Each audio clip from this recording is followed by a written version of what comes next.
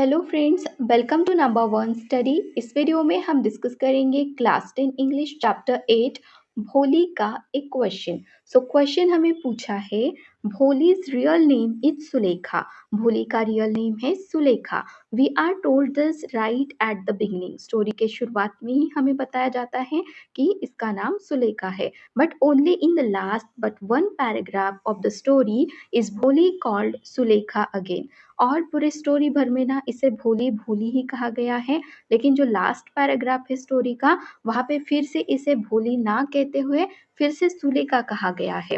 Why do you think she is called Sulekha at that point in the story? So question अब हमें ये पूछा है कि आप क्या सोचते हो कि उस पॉइंट पर, उस जगह पर भोली को फिर से सुलेखा क्यों कहा गया होगा?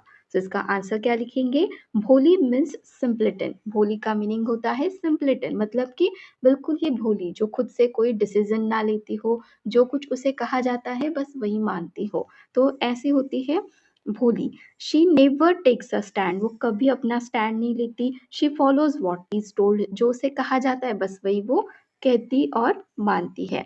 She even agrees to an unequal match for the sake of a parents. इवन वो अग्री करती है ऐसे अनइक्वल मैच के लिए, जो कि बिल्कुल उसके एज का पर्सन नहीं होता है, फिर भी वो शादी करने के लिए रेडी होते हैं सिर्फ और सिर्फ अपने पेरेंट्स के खातिर।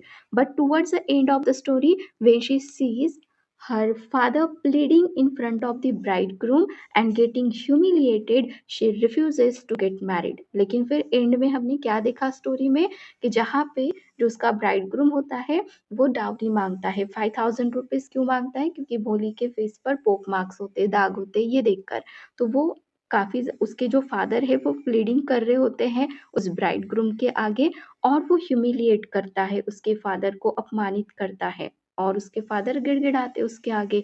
तो ये सब कुछ देखकर वो मना करती है शादी करने से। She is called Sulekha at that point in the story because she is now a mature and intelligent girl who is able to take her own decision.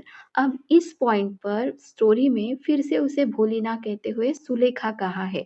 क्यों कहा है? क्योंकि वो एक राइट डिसीजन लेती है अपनी लाइफ का।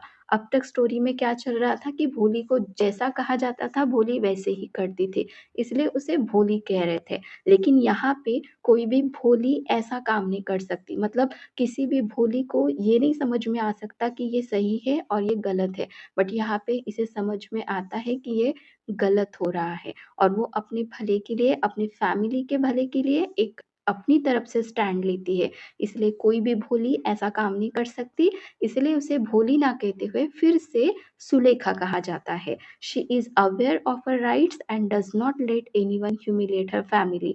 वो अपने राइट्स को जानती है और वो किसी को भी अपने फैमिली को ह्यूमिलेट, अपमानित नहीं करने देती है। तो यहाँ पे इस क्वेश्चन का आंसर कंप्लीट हो गया। वीडियो कैसी लगी कमेंट में ज़रूर बताना। अच्छी लगी तो लाइक करना, अपने फ्रेंड्स के साथ शेयर करना और चैनल को सब्सक्राइब ज़रूर करना। Thank you.